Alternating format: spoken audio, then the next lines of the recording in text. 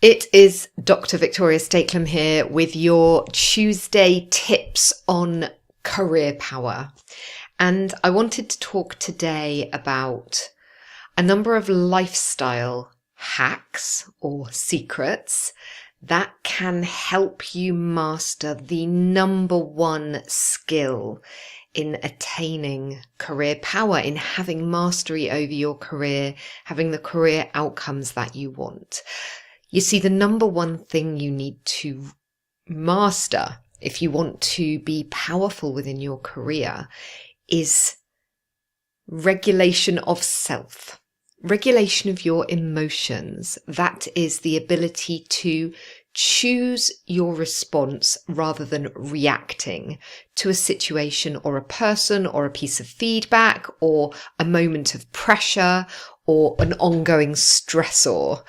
So if emotion regulation is absolutely central to career power, and it is, then what lifestyle habits might you have or be using that are supporting and contributing to that emotion regulation or destabilizing it and pulling away from it? That's what I want to talk to you about today. And let me just dwell for a moment on that very powerful and central principle of being able to regulate yourself. Having self-regulation, emotional mastery, is the difference between caving to pressure or stress and being able to move through it effectively. It's the ability to maintain your composure in the face of a tense interaction, a high pressure presentation or performance or moment of delivery. It's the ability to control your impulse to perhaps procrastinate and avoid, or control your impulse to get stuck into something aggressively or perhaps with an unhelpful level of attachment. Having emotion regulation enables you to set and maintain healthy boundaries because you can find the courage to have difficult conversations, to say no when you need to say no, and to do so with composure and calm and balance. It's the ability to hold your composure when you feel a heightened emotion and choose the words you want to say rather than reacting and making a situation worse. It's the ability to give a response that buys you time when you need to find out more. It's the ability to ask the question you want to ask, even though you're scared that it might make you look silly to ask the question. It's the ability to override that emotional impulse and bring the version of yourself that's going to serve you best and have you show up at your most powerful in any given moment. So the ability to master your emotional reactions, to regulate your emotions, is really central to a high performance leader, a high performance professional who has mastery over their career and is able to manage their career to achieve the things that they want to achieve, so you can achieve the things you want to achieve. It's all about mastery of self, emotion regulation. And there are some lifestyle habits that support effective mastery of self, and there are some that don't.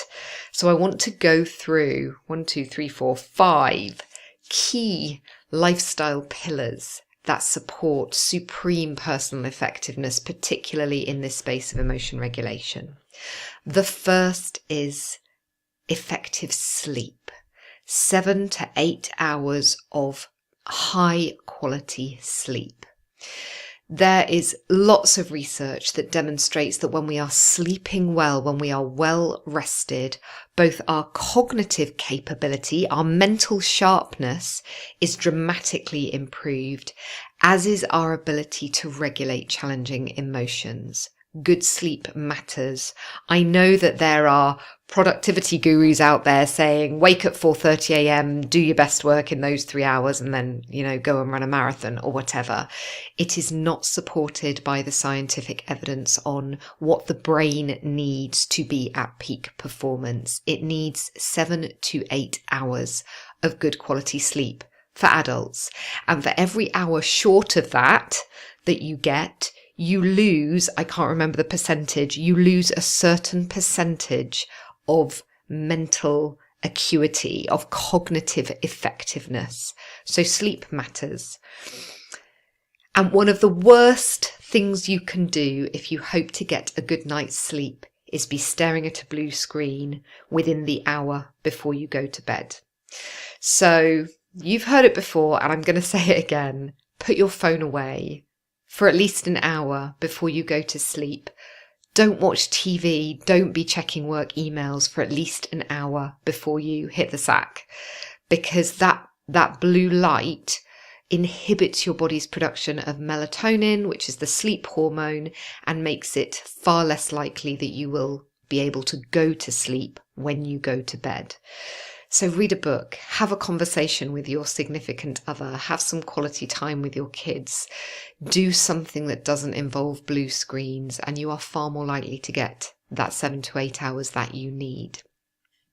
I would strongly recommend blackout blinds for the same reason. If you have light streaming in, particularly in the height of summer, in the late hours of the evening or the very early hours of the morning, it will disrupt your sleep for the same reason. It's wake up light, just like blue screen lights are, and it inhibits your melatonin production and disrupts your sleep. So blackout blinds and blue screens to be avoided. I would also recommend avoiding eating for 3 or so hours before you go to sleep, because if you eat, your digestive system is active, and that's likely to inhibit your depth of sleep and depth of rest. The energy that should be given over to cell renewal and deep healing and restfulness is instead given over to digestion if you are eating anything with any fat or carbohydrate or protein content in the 2-3 hours before you go to sleep. So that's your first pillar, a good night's sleep. Your second pillar, this one is more challenging. I'm going to say that caffeine does not support personal effectiveness and emotion regulation. Look, 1 cup of coffee per day supposedly has some health benefits. But if you suffer from any kind of stress or anxiety, caffeine is not your friend. Caffeine contributes to the jitteriness and anxiety that makes it much harder to feel grounded and calm and composed. And if you're having anything more than 1 cup of coffee a day, you really are injecting cortisol into your system.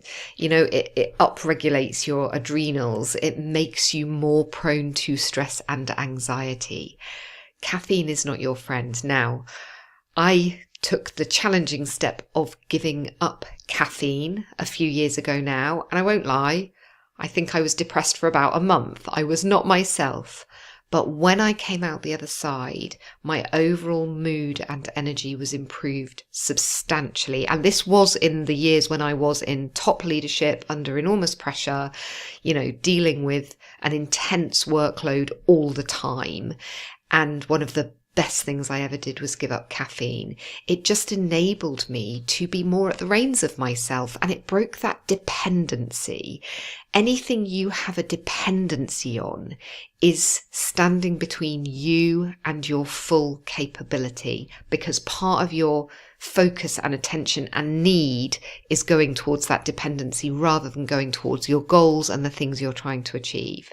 So consider reducing your caffeine intake, or perhaps if you're feeling really courageous, consider knocking it on the head entirely. It's a game changer. Similarly, alcohol. If caffeine is a trigger to stress and anxiety, alcohol is a trigger to depression. Now, don't get me wrong, an occasional night out, a few bevies with your mates,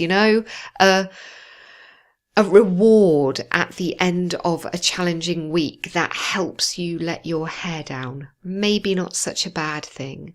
But if you are in a habit of having that relaxing glass of wine at the end of every working day, you are flooding your system with both a depressant and a mood destabilizer.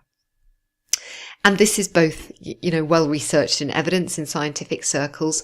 I also can speak from really personal experience on this. If you are someone who is a regular drinker, when you cut out alcohol for 2, 3, 4 weeks and then have a glass of wine, for example, or a couple of beers, if you tune in, if you notice carefully, you will notice that your mood is lower in the couple of days following. I used to call it the beer downs. And so if you are having alcohol on a very regular basis, i.e. every day or every couple of days, you are continually lowering your mood, making yourself more prone to sadness, tearfulness, emotional volatility, a feeling of down or overwhelm. And that is not going to serve you to be at your best in terms of your career, your personal effectiveness, your energy. These are all substances that mimic and exaggerate natural neurotransmitters.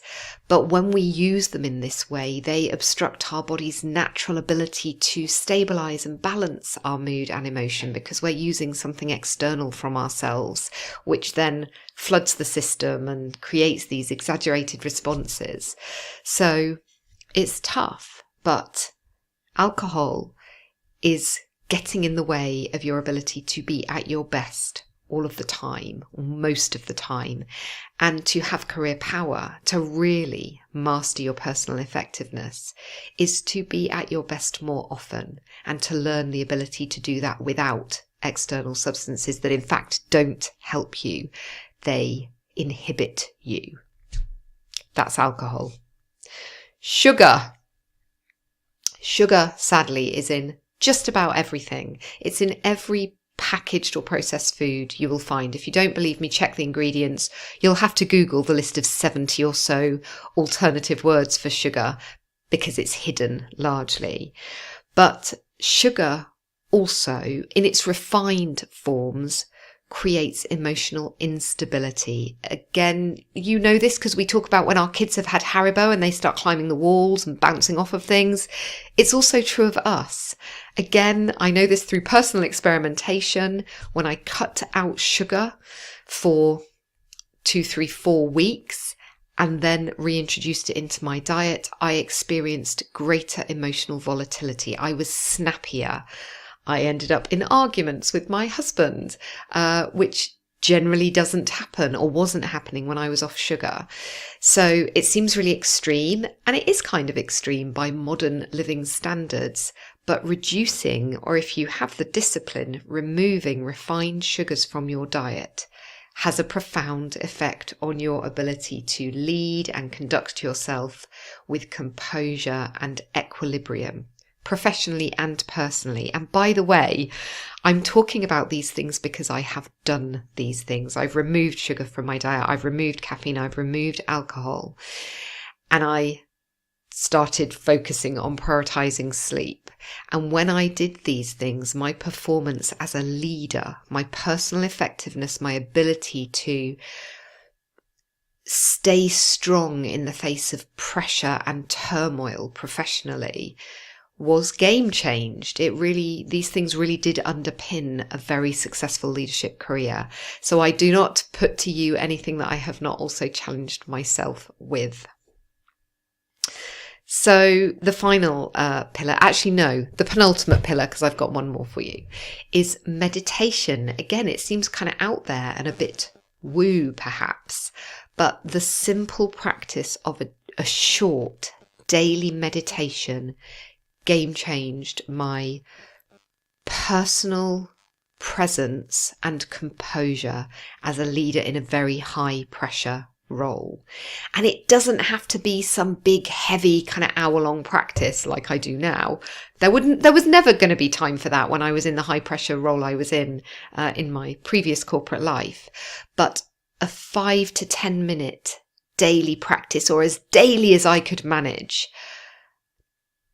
it had a profound effect on my executive presence and composure and ability to buffer the storms of top leadership.